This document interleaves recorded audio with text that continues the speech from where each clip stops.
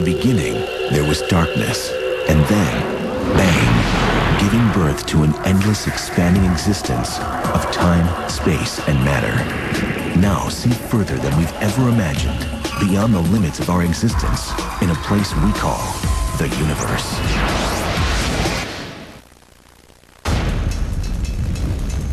400 million miles from Earth exists a mini-solar system of over 60 moons rotating around a powerful planet of gas.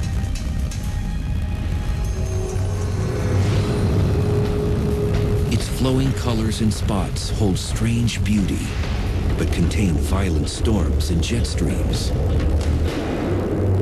Could this big, bright ball of weather have been the Star of Bethlehem? Could one of its moons harbor life beneath its icy crust? We expect that branches of life will exist on Europa just simply because water is the key feature. I want to go ice fishing on Europa. Cut a hole, put a submersible, look around, see if anything swims up to the camera lens and licks the camera. That's what I want to do. And does our own planet owe its survival to this massive cosmic magnet? Jupiter, the giant planet.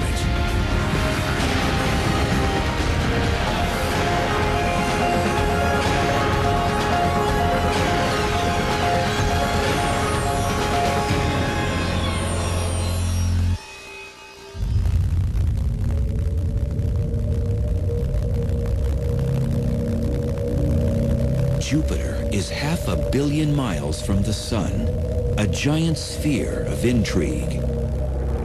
This churning ball of gas may look like an artist's rendering, but it's the real thing. Jupiter has the most exotic weather patterns we've ever seen in the solar system.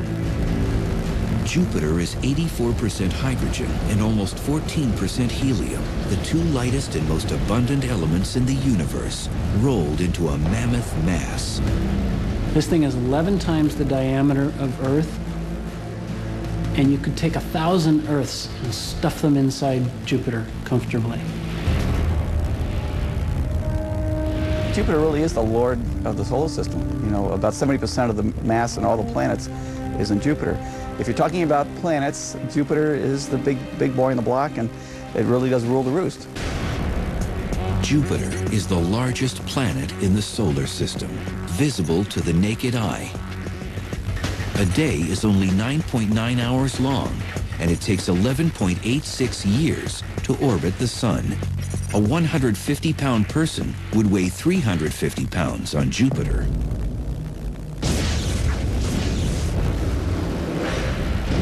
There are thunderclouds made of ammonia, sulfur, and water. Exploring Jupiter would be NASA's most daring mission to date. It's a hostile place with temperature extremes from frigid to fiery. Its electromagnetic radiation is intense. It could kill a traveler to the planet in an instant. We would need heavy lead protection, and that's very difficult to lift off the ground. So we have some difficult engineering challenges to actually bring human beings to the planet Jupiter. A landing on Jupiter is not going to happen. Jupiter itself is a very gassy planet. It's made of gas, so you would not have a solid surface on which to land and walk around. You would just keep descending through the clouds and then be eventually crushed by the pressure of Jupiter's atmosphere that make a human trip to Jupiter quite a challenge. But what if we could go there? Dr. Andrew Ingersoll is an authority on the planet. He takes us for a ride. You need a special kind of balloon because Jupiter's atmosphere is hydrogen. Hydrogen is the lightest gas. A helium balloon would sink. So the only thing that'll float in a cold hydrogen atmosphere is hot hydrogen. And so you need a hot air hydrogen balloon. For the past 10 years, NASA has been developing ultra-long duration balloons for robotic exploration. And And as we all know, heating hydrogen is a tricky thing.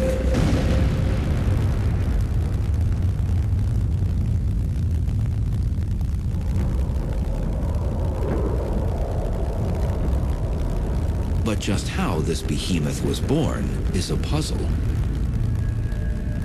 The formation of Jupiter is the greatest mystery associated with the planet. Some believe Jupiter may have been a failed star. Like the Sun, it had the right ingredients, hydrogen and helium, but not enough mass to create the internal pressure and temperature necessary to have nuclear fusion. So it became a planet instead. The thought is that there was this cloud in the galaxy that had the same composition as the Sun. And it collapsed under its own gravity, and some stuff was left behind, and that stuff became the planets. And the majority of that stuff became Jupiter, and the rest of course, went into the Sun, and then there were a couple of little tiny leftovers like Earth. Jupiter's spinning gases attracted like elements, and over time grew bigger and bigger in the process. Almost like an oyster creating layers around a grain of sand to make a pearl. What gases and solids Jupiter didn't ingest, it spat out into space.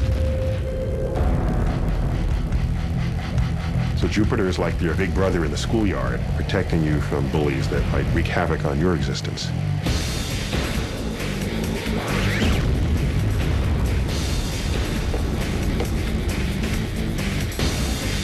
I tend to think of it as more of the cosmic frisbee guy.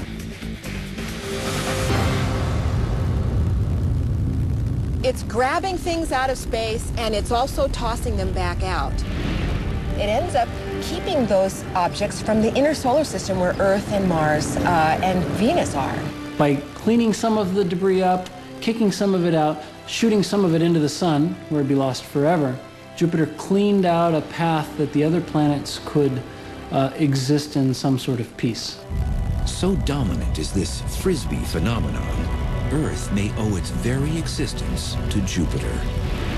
It influences the courses of comets and even some meteors and asteroids, so that over the eons, the fact that Jupiter is there helps dictate what happens in the inner solar system. So really, the presence of Jupiter may be one reason why we have life on Earth and habitability and be able to have the Earth a nice environment instead of getting pummeled by so many comets. There is no greater proof of Jupiter's power play than what happened during a 7-day period in July of 1994. A comet called Shoemaker-Levy 9 barreled toward Jupiter. Once under Jupiter's influence, there was no going back. A missile was on a crash course with a ball of gas. Jupiter's gravitational pull was so great that it broke the comet into small pieces that came in one at a time. These pieces assaulted the planet at a speed of 37 miles per second. When you have a missile going at supersonic speeds, you get a shock. You can see sort of clouds of material being jetted up from beneath where it landed. One of the fireballs generated by the collision with Jupiter's atmosphere flared 1,800 miles into space.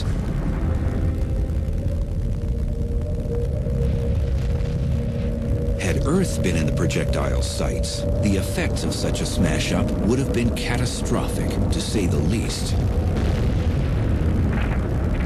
Similar to the event that wiped out the dinosaurs.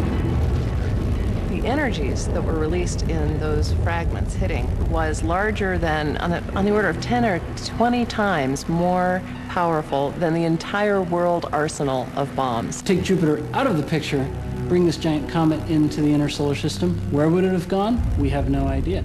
Might have crashed into Earth. If that comet had crashed into Earth, things would be a lot different around here. Earth has just one primary jet stream. It moves eastward, and another major flow that blows westward, the trade winds. Triple that power, and you've got the jet streams of Jupiter. Totally different from Earth. And yet, I should be careful, not totally different from Earth, just Earth on steroids. And you ask yourself, wow, if I understood what's going on Jupiter, Earth would be just a piece of cake.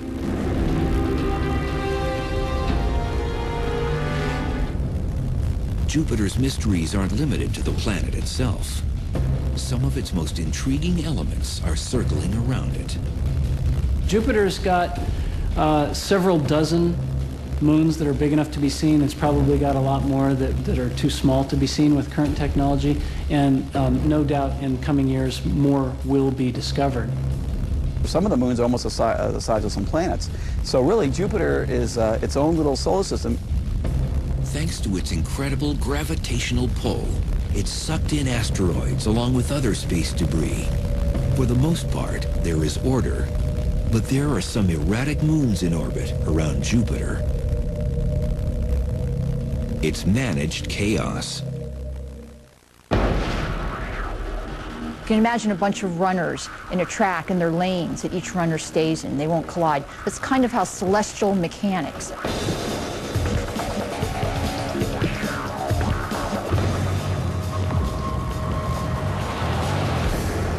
Each moon holds its own fascination.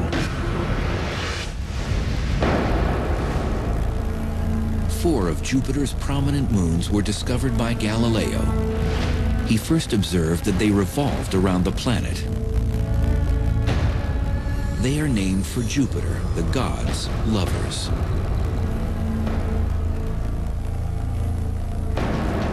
The first major moon you come to is Io, which is this very active place with lots of volcanoes. It's almost all the time going off. Shooting out magma 200 miles into space. Io is a wonder, pockmarked with over 100 volcanoes, some the size of California, which seem to turn themselves on and off.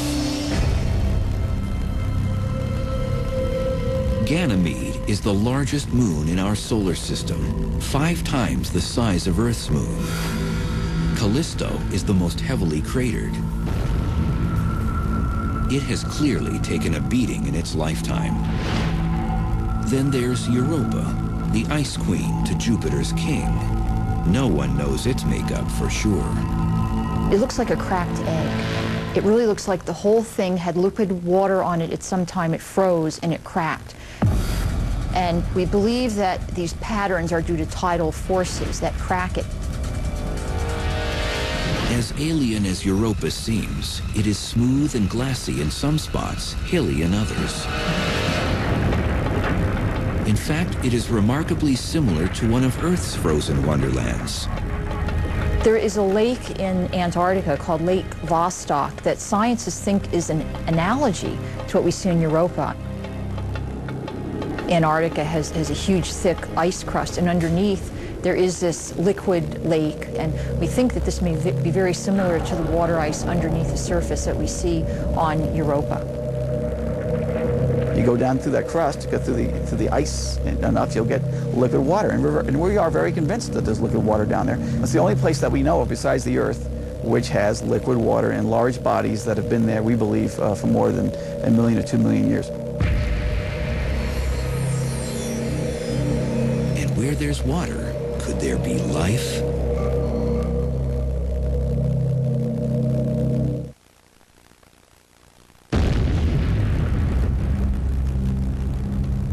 Jupiter's moon Europa is bursting with secrets. It may even have warm thermal vents deep below its frozen crust.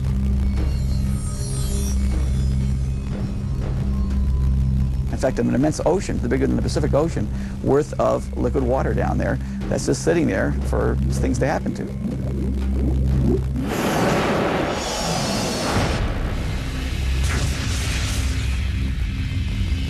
The presence of water means one thing.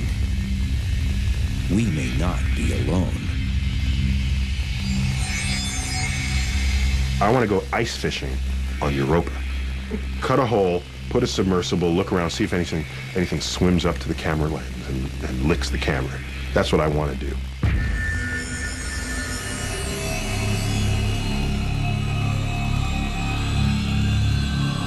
One scientist is planning just such a fishing trip.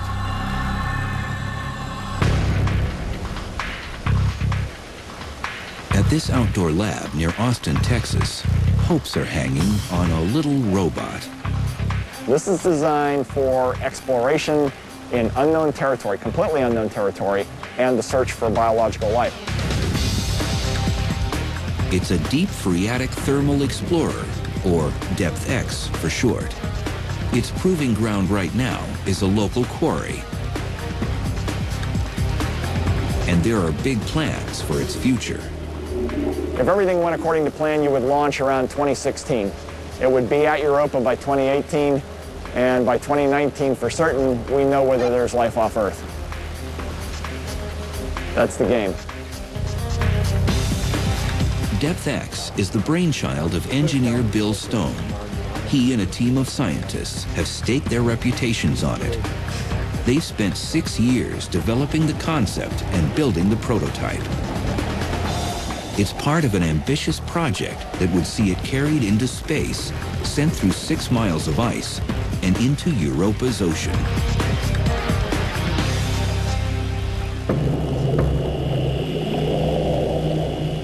To divide it down into all the various vehicles, you have a parent vehicle which takes you to orbit around the moon Europa.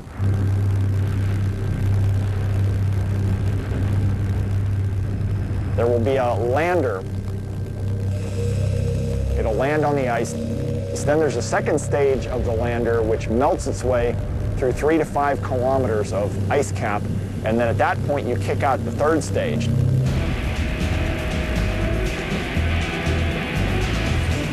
We need a fast-moving device that would be sort of torpedo-shaped, most likely nuclear-propelled, and that would drive for thousands of kilometers around the central ocean of Europa.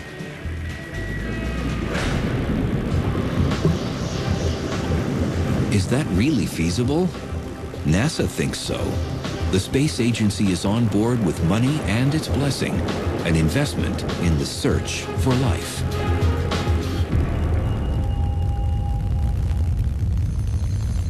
If life exists on Jupiter's moon Europa, could it walk, talk, or fly? It would be little viruses or, maybe at best bacteria. We would expect only to see primitive life forms, but they might be similar to things that we see on the Earth. We just don't know. Scientists are encouraged by the discovery of strange and hardy life forms found in the most inhospitable places on Earth. Tube worms, for example, survive and thrive in total darkness. Extreme pressure isn't a problem. The creatures were discovered in 1977, several miles below the surface of the Galapagos Rift. They exist in water near superheated thermal vents. It's believed that these very conditions, darkness, high pressure, and hydrothermal vents, are present on Europa. You could have hydrothermal vents kicking up warmth and nutrients down nearer to the core of Europa, and that organisms would have fed off of that material just like they might have in the early Earth. And while tube worms might not be lurking beneath Europa's icy shell, something else could be.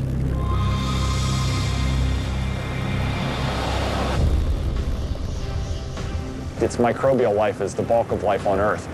We expect that branches of that type of life will exist on Europa, just simply because water is the key feature. Finding it consumes scientist Bill Stone. His DepthX may answer a question that excites seekers of knowledge.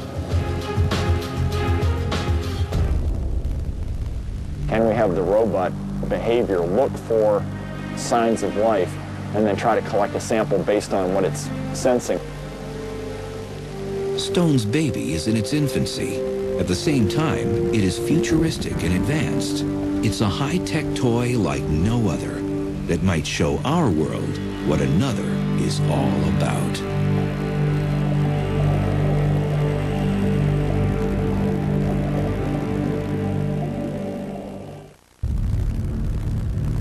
Our first contact with extraterrestrial life may be on Jupiter's moon, Europa.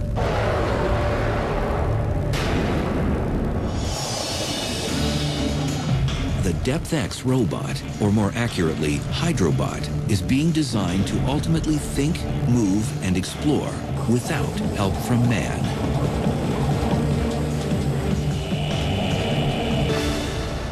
And that is all to be done by the robot itself. We're not going to be guiding it to do that. That's going to be a big step forward in what we would call robot science autonomy. It's a real-life HAL, the star of a new space odyssey. Where it's literally hit a button and let it dive below the surface, and we won't see it again until it tells us what's down there. DepthX will be able to extract and analyze samples on its own as it navigates the ocean. This little tube you see down here will pull in water samples and store them in 1-liter bags. We have 5 of them on board. But before it does that, it actually powers through a series of micro pumps over here on the left and brings it into an onboard microscope. And that microscope will take images of what's in the water down to about 5 microns. So we can see most of the typical types of microbial life from 5 to 200 microns on screen. The robot will use that to discriminate to determine if there's life and then grab a sample. DepthX and its systems must be made smaller to work in space. And it still must pass trials under ice flows. We are testing this in Antarctica to make sure it all works totally under ice. The question of life on Europa is probably the big, unknown, because that would change our whole view of the universe, basically. I mean, if this little moon sitting out there in this hostile environment of Jupiter can have life form on it, that means that probably tells us that, life is almost everywhere. The science is there. I mean, I think searching for life is one of the most compelling things that we can do as not only scientists, but as a race, as human beings. It's a giant leap, and not just for mankind. No, for robot kind.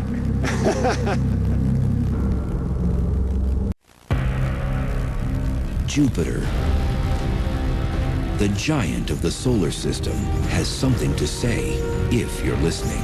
We can hear what we call lion roars because it has this roaring sound. We can hear whistler modes. We can hear hiss and whistles that are going pew, pew, pew. And these are all indications of dynamics, things that are happening in the magnetosphere now. If you find yourself driving on a dark desert highway, your AM radio might just tune in to the strange sounds of Jupiter's magnetosphere.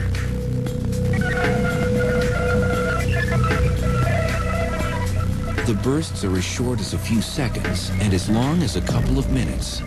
They come and go every hour or two. Most of it sounds like static, but every once in a while you pick up something that sounds like a rising tone or a falling tone.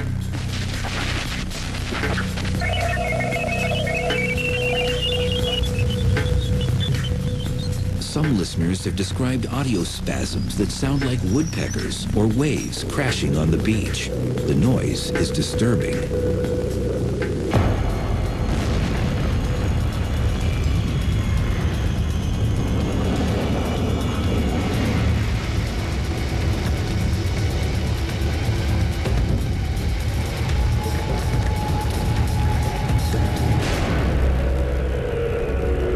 But just why the planet was talking remained a mystery until Voyager 2 passed through the outer magnetosphere in 1979. Nobody really understood for a long time how those signals were generated. So that was one of the things that was on my mind when I got interested in Jupiter. What in the world was going on with these radio emissions?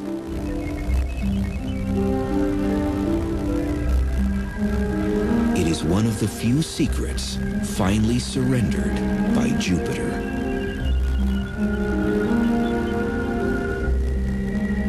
And that answered some questions, but it raised new ones. And I think that's the way it should be. If you don't have questions, it gets kind of boring and dull. So I think that the fact that planets don't give up their secrets easily, or the universe doesn't, that's part of the game. It's what makes it interesting. Jupiter keeps astounding and confounding scientists. One surprise came in 1979 when it was discovered that Jupiter has a ring. It's nothing on the order of Saturn's. Still, it's another feature that fascinates. All of the giant planets have rings, probably left over from when the planets formed. And the moons coagulated out of the gas that was there, and then it could be a failed moon. So Jupiter's ring comes from material being knocked off of one of the interior moons. So it's dust that's collected from material that's coming in from outside moons. The ring is slowly growing as new material flows into it. And there's a whole other side to the planet that remains a mystery. Why do these storm spots keep forming? There's the dark spot, for example. Glimpses of it were first spied in 1997. It appeared to be a huge, ominous cloud, twice the size of Earth, hovering above Jupiter's North Pole. There's a host of other spots, too. There are other sort of smaller cousins that have come and gone. There were 3 ovals about half or a third the size of the red spot. And they sort of occupied the same latitude band in the southern hemisphere. And they'd been around since the 1930s. And amateur astronomers saw them form. And they were around till the late 90s. And 2 of them merged with each other. And then the remaining 2 merged, and now there's 1. And it keeps transforming.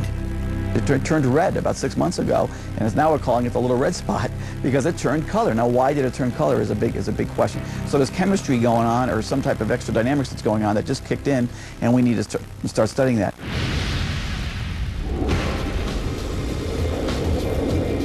Jupiter is a hostile and restless planet. Its giant gaseous body and violent storms make it one of the most alien environments in the solar system. Even though it is 500 million miles from us, we may have more in common with our cousin planet than we think. I think the lesson to learn from Jupiter here is whatever's going on in our climate and our weather patterns here on Earth, Jupiter has more of it. But Earth is not an island. And there are better examples of what's going on Earth than even Earth itself. For scientists, Jupiter is the king of many questions concerning our solar system and could possibly hold the answers.